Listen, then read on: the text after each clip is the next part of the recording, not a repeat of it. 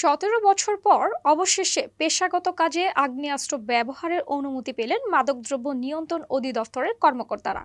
ডিএনসির মাঠ পর্যায়ের কর্মকর্তা কর্মচারীরা এখন থেকে মাদক বিরোধী অভিযানে ব্যবহার করতে পারবেন আধুনিক 9mm পিস্তল।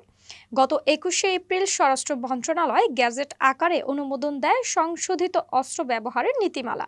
তবে গুলি চালাতে হবে কঠোর নিয়ম মেনে, শুধুমাত্র সর্বশেষ পন্থা হিসেবে ব্যবহার করা যাবে আগ্নেয়াস্ত্র।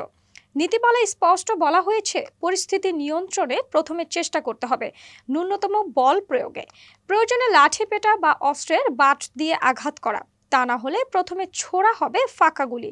এরপরও কাজ না হলে পায়ে বা কোমরের নিচে একটির বেশি না গুলি করার জন্য নির্দেশনা। প্রথম ধাপে ৫৭৯ জন কর্মকর্তা অস্ত্র ব্যবহারের অনুমোদন পেয়েছেন। তাদের মধ্যে রয়েছেন উপপরিচালক, সহকারী পরিচালক, পরিদর্শক এবং উপপরিদর্শকরা। তবে যতদিন পর্যন্ত না অধিদপ্তরের নিজস্ব অস্ত্রাগার তৈরি হচ্ছে, ততদিন অস্ত্র সংরক্ষণ করতে হবে জেলা প্রশাসকের ট্রেজারি রুম, পুলিশ লাইন্স বা থানার অস্ত্রাগারে। মাদক বিরোধী অভিযানের সময় নিরাপত্তা ছিল বড় চ্যালেঞ্জ। অনেক সময় সহযোগী বাহিনীর সময় মতো পৌঁছাতে না পারায় জীবন ঝুঁকিতে পড়তেন কর্মকর্তারা। এখন অস্ত্র ব্যবহারের সুযোগ তাদের করবে আরও কার্যকর, সাহসী ও প্রস্তুত। প্রসঙ্গত, মাদক বিরোধী অভিযানে গত এক দশকে ১২৫ জন কর্মকর্তা গুরুতর আহত হয়েছেন, প্রাণ হারিয়েছেন ২ জন।